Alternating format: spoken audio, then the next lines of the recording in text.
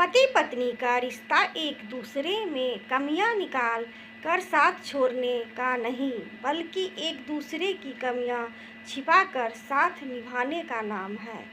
एक middle class परिवार का लड़का जिसका नाम माधव था, एक कॉलेज में पढ़ाई कर रहा था। बचपन में एक कार दुर्घटना में उसके बाप की मृत्यु हो जाती है। वह अपने मामा के पास रहता था। माधव पढ़ाई में होशियार था, साथ ही दिमाग से भी बहुत तेज था।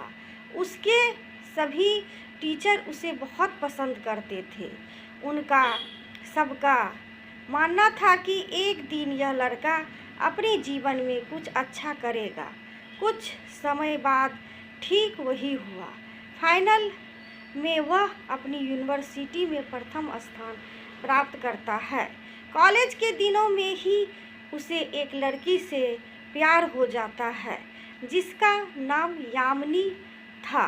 क्योंकि यामिनी अमीर घर से थी, इसलिए माधव अपनी हैसियत देख उससे कभी प्यार का इजहार नहीं कर पाया था।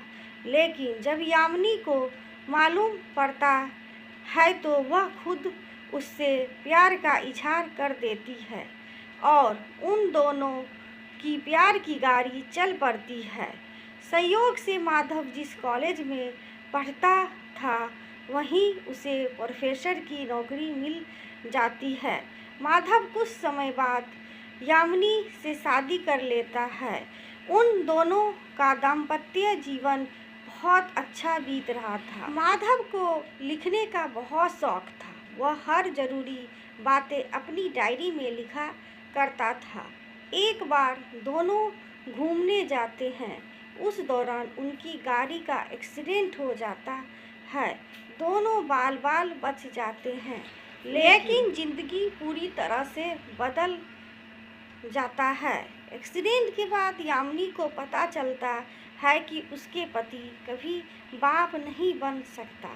यह सुनकर यामिनी अंदर ही अंदर टूट जाती है। क्योंकि वह अपने पति से बहुत प्यार करती है, तो वह इस बारे में अपने पति को ज़्यादा महसूस नहीं होने देती। लेकिन यह जमाना तरह तरह की बातें करने लगा। माधव का पीठ पीछे मजाक उड़ाया जाता था, लेकिन वे इन चीज़ों को ज़्यादा ध्यान नहीं देता था। समाज की बातों पर बिना ध्यान दिए फिर से दोनों लोग पहले जैसे दाम्पत्य जीवन व्यतीत करने लगे। एक दिन यामिनी ने माधव से एक बच्चा गोद लेने की इच्छा जाहिर की और कहा कि किसी अनाथ बच्चे को अगर गोद लेंगे तो उस बच्चे को माँ बाप का प्यार मिल जाएगा और हमें बच्चे का प्यार। माधव अपनी पत्नी को मुस्कुराहट भरी नज़रों से देखता है और कहता है कि सही कहा तुमने, वे भी हमारा ही बच्चा होगा। दोनों एक बच्चा गोद ले लेते हैं, लेकिन अपने खुद के बच्चे का पिता न बन पाने का ताना यह जमाना अब भी माधव को देता रहता था। समय बीतता गया और वह गोद लिया बच्चा बड़ा हो जाता है। एक दिन माधव के दिल का दौरा पड़ने से मृत्यु हो जाती है। कुछ समय बीत जाने के पश्चात एक दिन अपने पति की सभी चीज़ों को यामिनी एक जगह संजोने लगती है। तभी उसकी नज़र अपने पति की बहुत सी सारी लिखी हुई डायरियों पर पड़ती है। वह एक एक कर सभी डायरियों को पढ़ना शुरू करती है। वह इस खबर से अनजान कि आगे उसके जीवन में बहुत बड़ा भूचाल आने वाला है। यह एक डायरी के अंदर एक लिफाफा होता है। वह उस लिफाफे को जैसे खोलती है और उसे पढ़ती है तो मानो उसके पैरों से ज़मीन खिसक जाती है। आँखों से आंसुओं का जल धारा बहने लगती है। वह अपने ऊपर बहुत बड़ा पश्चाताप महसूस करती है। उस लिफाफे में डॉक्टर की एक रिपोर्ट होती है, जिसमें लिखा था कि इस एक्सीडेंट में आपकी पत्नी की मां बनने वाली जगह पर गहरा जख्म हो गया है। अब वह कभी मां नहीं बन पाएगी। यामिनी का दिमाग सुन्न पड़ता जा रहा था। वह बस रोए जा रही थी। अपना दुखड़ा सुनाए भी तो किसे सुनाए। फिर वह डायरी अगले लिखे हुए पन्ने को पढ़ती है। इसमें दुर्घटना वाले दिन के बारे में लिखा है।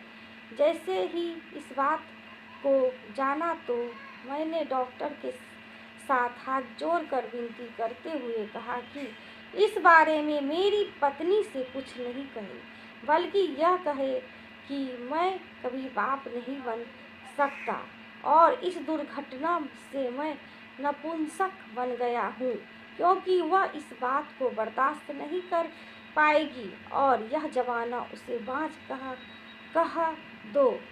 कहकर उसका जीना मुश्किल कर देगा और उसके पीठ पीछे तरह तरह की बातें करता रहेगा जो मैं बर्दाश्त नहीं कर पाऊँगा। इसलिए आप सारे दोष मुझ पर डाल दे। मैं अपने ऊपर हर बातें बर्दाश्त कर लूँगा।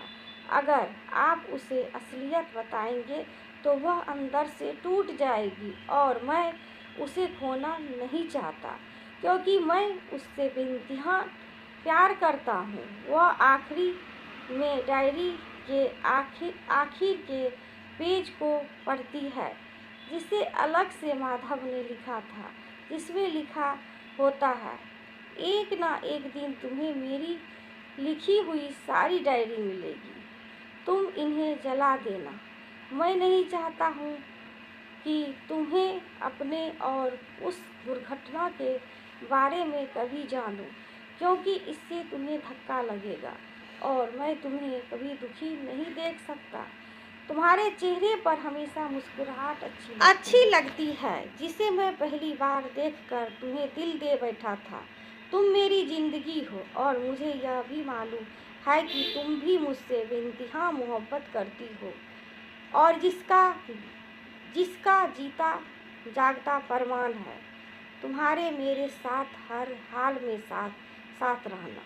तुम चाहती तो मुझे छोड़कर दूसरी शादी कर सकती थी, परंतु तुमने ऐसा नहीं किया।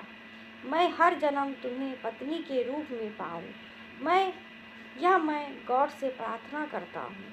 आज तुम मुझसे एक वादा करो कि कभी इस बात का जिक्र किसी से नहीं करोगी और ना कभी अपने आप को दोषी मानोगी। यामिनी की आंखों से आंसू बहे जा रहे थे। वह सोच रही थी, मेरे लिए इतना बड़ा बलिदान। मैं बहुत भाग्यशाली हूँ कि मुझे माधव के रूप में सच्चा प्यार मिला, लेकिन मैं उतनी ही दुखी भी हूँ क्योंकि अब वह प्यार मेरे पास नहीं है। दोस्तों, शादी के बाद रिश्ता या एक प्यार भरा रिश्ता एक दूसरे के अटूट विश्वास भरोसे पर चलता है। अगर अटूट विश्वास और भरोसा ना हो तो हल्की सी भी दरार आते ही रिश्ते को हिला देती है और रिश्ते टूट जाते हैं। आशा करती हूँ ये कहानी आप सभी को अच्छी लगी होगी। अच्छी लगे तो लाइक करिए, सब्सक्राइब करिए, शेयर करिए दोस्तों, और पूरा वीडियो देखा करिए, फिर कहानी के बारे में पता चलता है। वीडियो देखने के लिए आप सभी दोस्तों का धन्यवाद। Thank you.